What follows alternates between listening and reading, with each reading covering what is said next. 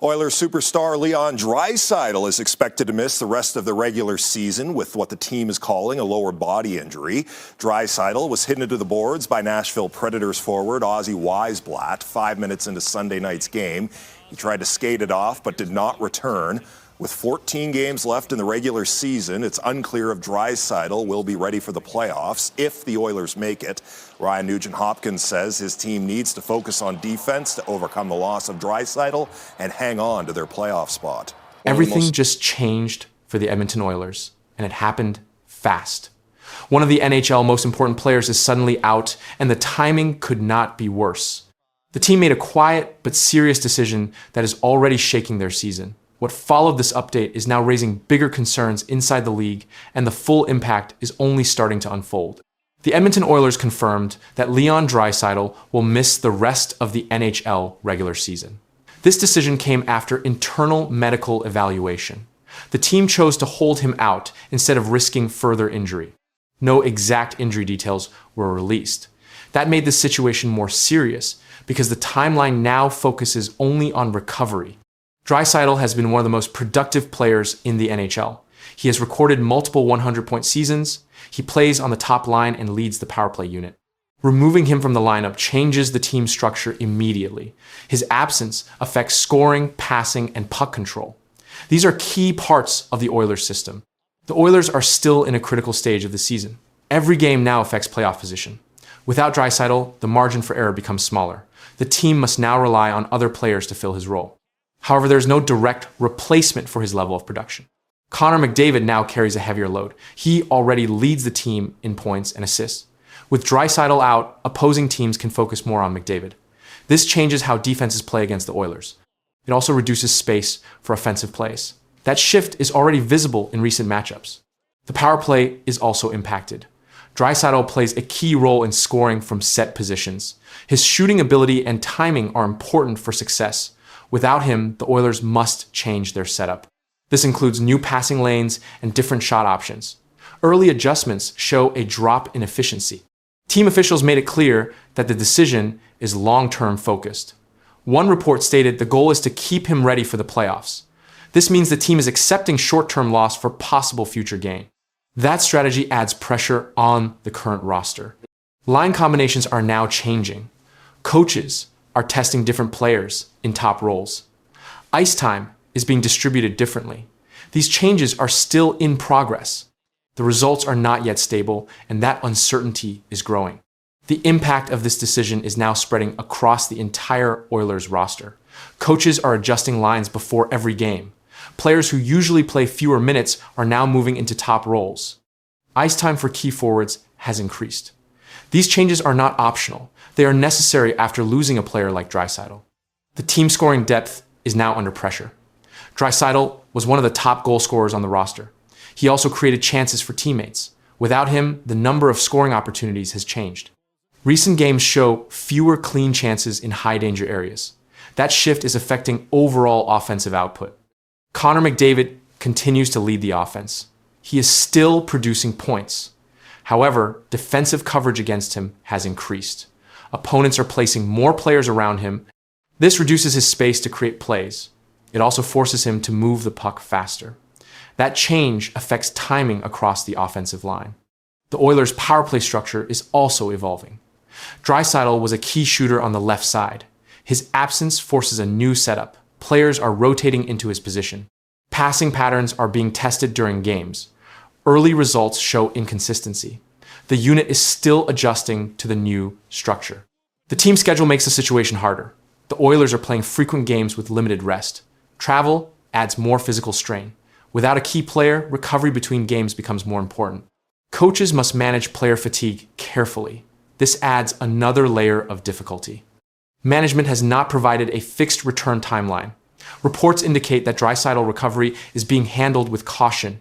The focus is on playoff availability. This means he will not rush back into regular season games. The decision shows long-term planning by the organization. Inside the locker room, leadership roles are shifting. Draisaitl is part of the core leadership group. His absence changes communication during games. Other players are stepping into those roles. This transition is still developing.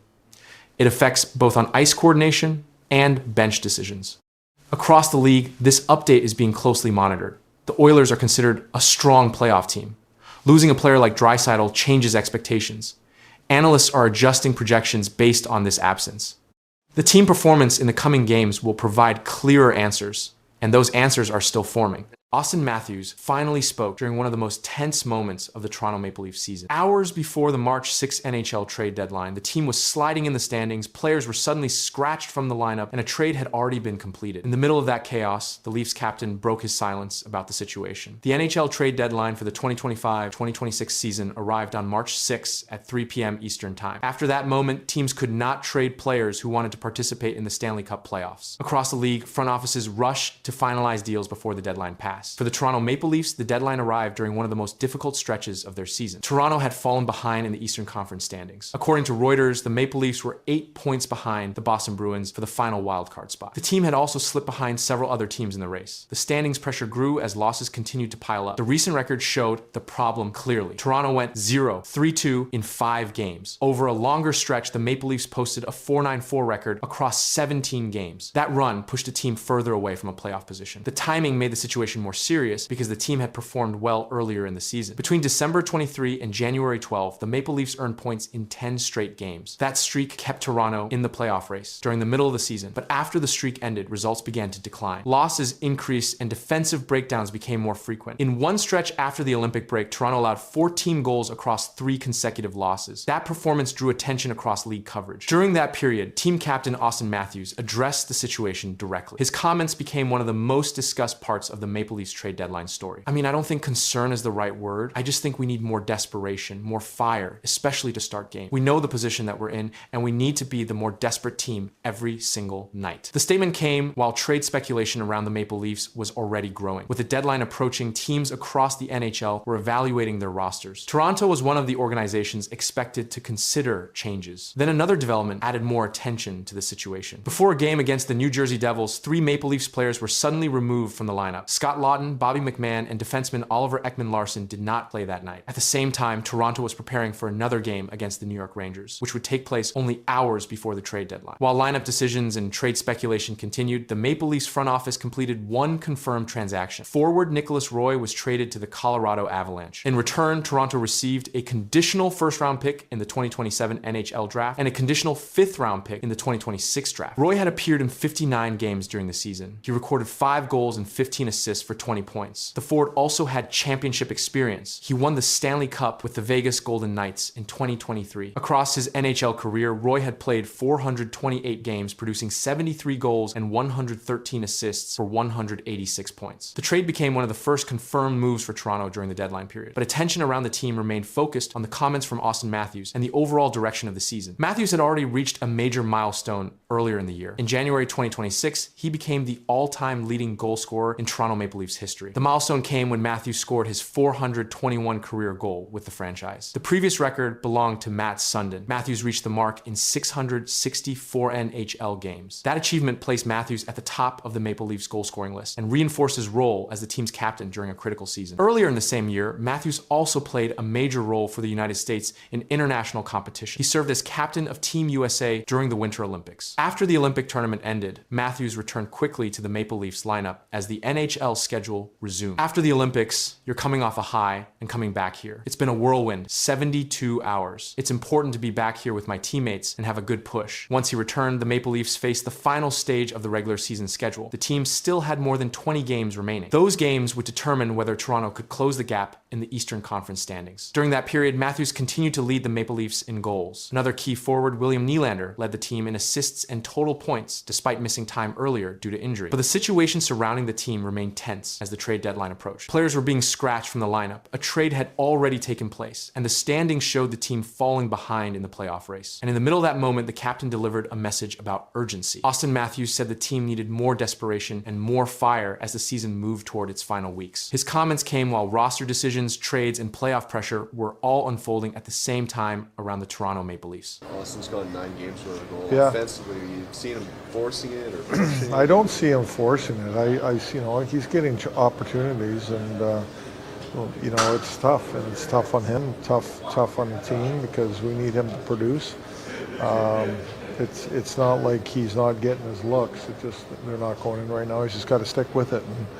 And, I think, he does a lot of other good things in the game. It's not just about scoring, but he'll come out of it. I have confidence in him, and sometimes you just got to get a greasy goal around the net. The spotlight inside Toronto's locker room turned suddenly toward the captain. Cameras rolled and reporters waited. Then Craig Berube, head coach of the Toronto Maple Leafs, delivered a blunt message about Austin Matthews. The comment spread across hockey media within hours. The team was already losing games, and Matthews had not scored in 9 straight. What Berube said next changed the tone around the Leafs. The moment happened after another difficult night for the Toronto Maple Leafs. The team had just lost 4-3 in a shootout against the New Jersey Devils. Toronto led the game 3 different times, but the Devils forced overtime and then won in the shootout. Jesper Bratt scored the deciding goal, while Devils goaltender Jacob Markstrom stopped both Toronto attempts. During the game, Toronto still produced offense. Matias Maccelli scored once. William Nylander added another goal. Matthew Knees also scored. Goaltender Anthony Stolarz faced heavy pressure and made 44 saves on 47 shots. But the Devils controlled long stretches of the game and finished with a 47-27 advantage in shots. The loss extended a rough stretch for the Toronto Maple Leafs. The team had not won in several games. Inside the arena, reporters gathered for the post-game press conference. Head coach Craig Berube stepped to the microphone and began answering questions about the team's performance. Soon the questions turned to the captain. Austin Matthews had gone 9 straight games without scoring a goal. The drought became a major topic because Matthews has built his career as one of the NHL's most reliable goal scorers. When reporters asked Berube about the situation, the coach responded directly. It is tough on him and tough on the team. We need him to produce. The comment moved quickly through hockey media and fan discussions. Berube explained that Matthews was still creating chances during games. The problem was that the puck was not going into the net. I don't see him forcing it. He is getting opportunities. It is tough. It is tough on him and tough on the team. The coach also said the chances were still there for the Leafs captain. It is not like he isn't getting his looks. They just aren't going in right now. Still, the lack of goals from the captain remained a major storyline around the team. And as the losing streak continued, the spotlight around Austin Matthews only grew stronger. The attention around the Toronto Maple Leafs did not stop with the scoring drought. Other issues began to build around the team at the same time. Injuries, roster decisions, and trade discussions all appeared during the same stretch of games. One major update came from the team's defense. The Maple Leafs announced that defenseman Chris Tanev would miss the rest of the season after undergoing core muscle surgery. The 36-year-old defenseman suffered the original injury on December 28. Doctors later decided surgery was necessary after recovery attempts did not fully resolve the problem. Tanev had played 11 games for Toronto before the surgery. During that span, he recorded 2 assists and a +8 rating. Team officials said he is expected to return before training camp in September. The loss of a veteran defenseman created another challenge for the Toronto Maple Leafs roster. At the same time, unusual lineup decisions began drawing attention before the Devils game. 3 players were suddenly scratched from the lineup: Scott Laughton, Oliver Ekman-Larsson, and Bobby McMann. Reporters quickly asked Craig Berube about the decision. The coach explained that the situation changed during the day. Things changed as the day went along. We held those guys out. Berube also described how the sudden lineup changes affected the team inside the locker room. It's tough. We want to win games. When you come to the rink and 3 important players aren't in the lineup, it is going to impact the guys. The scratches came during a period when trade discussions were increasing across the NHL. As the trade deadline approached, several teams were adjusting lineups while negotiations continued behind the scenes. Even with those circumstances, Berube pointed to the captain's effort during the Devils game. I thought our captain led the way in that department. He worked and competed. The coach also addressed whether the scoring drought was affecting Austin Matthews mentally. I don't sense it, I don't see it or hear it from him. Still, Berube acknowledged that extended scoring droughts can affect players internally. But anytime those scorers go a bit of time without scoring, it definitely weighs on him. That is human nature. Earlier in the season, Matthews himself spoke about the team's need for urgency during difficult stretches. I don't think concern is the right word. I just think we need more desperation, more fire. Matthews added another message about the team's approach moving forward. We know the position that we're in, and we need to be the more desperate team every single night. The comments reflected the situation facing the Toronto Maple Leafs. As the season continued, the team was searching for wins. The captain was still chasing his next goal, and the message from the coach had already spread across hockey media. It is tough on him and tough on the team. We need him to produce. What's your reaction to the addition yesterday,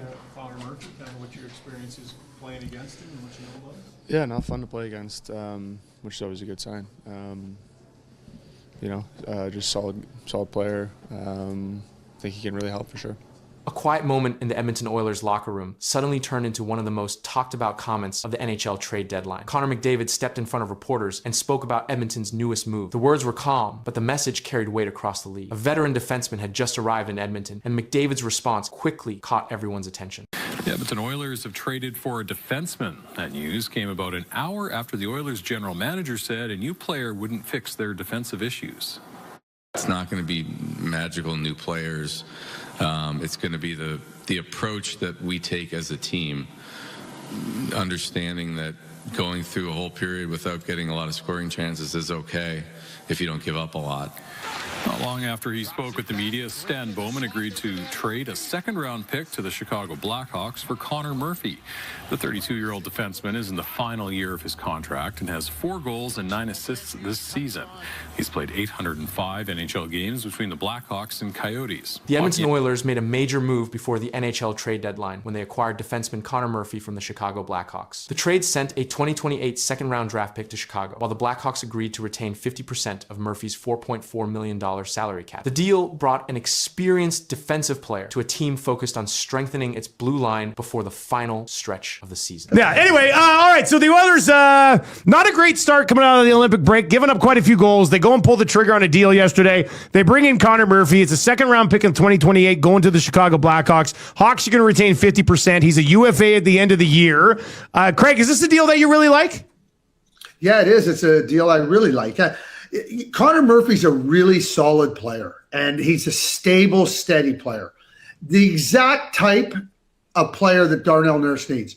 Listen, Murphy entered the Oilers organization with more than 775 games of NHL experience. The defenseman stands 6'4" and is known for playing a physical defensive style. Throughout his career, he has taken on difficult matchups against opposing forwards. Coaches frequently use him on the penalty kill and in late-game defensive situations when protecting a lead. During the current season with Chicago, Murphy appeared in 60 games and recorded 4 goals and 9 assists. His role focused mainly on defensive coverage rather than offensive scoring. He regularly played against top offensive lines and ranked among Chicago's leaders in block shots and defensive zone minutes. Edmonton's decision to add Murphy came after several defensive struggles during the season. Analysts reviewing team performance noted that the Oilers ranked 18th in expected goals allowed at 5-on-5. The penalty killing unit also ranked near the lower tier of the league. These numbers became an important factor as the front office evaluated roster needs before the trade deadline. Conor McDavid addressed the move shortly after it became official. The Oilers captain spoke during media availability and explained how Murphy's playing style has been viewed by players across the league. Not fun to play against, which is always a good sign. Just a solid player. I think he can really help for sure. I do not think you can have too many of those guys. Those guys are extremely valuable, so I'm excited about it. McDavid's statement described the type of defender Murphy has been during his NHL career. Forwards often measure defensemen by how difficult they are to play against along the boards and in front of the net. Murphy built a reputation in that role while playing with the Blackhawks. The Oilers expect Murphy to join a defensive group that includes Darnell Nurse, Evan Bouchard, and Matthias Ekholm. Coaches plan to use him in defensive situations and penalty killing assignments. His presence allows the team to distribute defensive responsibilities more evenly across the lineup. The Western Conference playoff race remained close, and several teams were separated by only a small number of points. Each roster decision during the trade deadline period carried direct impact on playoff position. McDavid continued producing strong numbers during the season. At one point, he recorded 96 points, including 34 goals and 62 assists. His offensive output kept Edmonton among the top scoring teams in the league. The Oilers rely heavily on the combination of McDavid and Leon Draisaitl to generate offense in critical games. Despite that scoring production, Edmonton's recent seasons have ended without a championship. The Oilers reached the Stanley Cup final twice in the previous 2 seasons, but both series ended in losses to the Florida Panthers. Those results placed additional focus on roster improvements entering the new season. Management identified defensive structure as one of the main areas requiring reinforcement. Advanced statistics from the season showed the Oilers allowing 2.37 expected goals against per 60 minutes during 5-on-5 play in certain defensive matchups. Analysts pointed to defensive coverage and penalty killing as areas that needed improvement before the playoffs. Connor Murphy's arrival directly connects to that need. Throughout his career, Murphy has been used as a shutdown defense. Coaches rely on him to block shots, clear the front of the net, and limit scoring chances during defensive zone pressure. These responsibilities often appear during penalty kills and late-game situations when protecting a lead. Murphy also brought leadership experience from Chicago. Before the trade, he served as one of the Blackhawks' alternate captains and remained among the longest tenured players on the roster. His role inside the locker room included mentoring younger defensemen while handling difficult defensive assignments on the ice. Inside Edmonton, the Oilers coaching staff began preparing defensive pairings that could include Murphy alongside veteran defenseman Darnell Nurse. Both players possess large frames and long reach characteristics often used to disrupt opposing forwards near the crease. Coaches expect this pairing to face some of the league's most skilled offensive lines. The trade also reflected the strategy of Oilers general manager Stan Bowman. The front office focused on adding experienced players rather than making major roster changes. By acquiring Murphy with partial salary retention, Edmonton strengthened its defense while keeping its core group of forwards intact. Conor McDavid's remarks about the new addition highlighted how players inside the locker room viewed the move. His description of Murphy as not fun to play against echoed the opinion many NHL forwards share about physical defensemen who protect the defensive zone. As the trade deadline approached, attention across the league remained fixed on whether Edmonton would make additional moves. The Oilers had strengthened one key position, but the playoff race in the Western Conference continued to tighten, and every game began to carry greater weight. I think they were already sellers, Anson,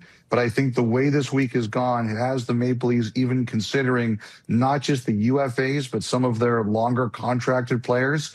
I think if people have ideas, they want to call them, just call them and they'll listen to what you have to say. I think they've been very disappointed by the way this year has gone, and they're willing to listen maybe on some things that they wouldn't have been willing to listen on earlier in the year. A quiet sentence on national television just changed the Maple Leafs' entire trade deadline picture. Elliotte Friedman revealed that Toronto is no longer thinking small. The front office is widening its scope, and more names are now in play than expected. Core stars are not included, but the list is growing, and what that means behind closed doors is only starting to surface. Elliotte Friedman delivered the update during Saturday headlines on Sportsnet. He reported that the Toronto Maple Leafs are expanding what they are willing to consider before the March 6 NHL trade deadline. The original expectation was simple. Toronto would evaluate pending unrestricted free agents and decide whether to move. That plan has now shifted. Friedman said the word around them is they are widening their scope of what they would consider. That statement confirmed the organization is no longer focused only on expiring contracts. The front office is now discussing players who have term remaining on their deals. This changes the trade structure. Players with term often carry more value because acquiring teams control them beyond the season. He's the captain of the Sanders. He's a great captain for the Sanders.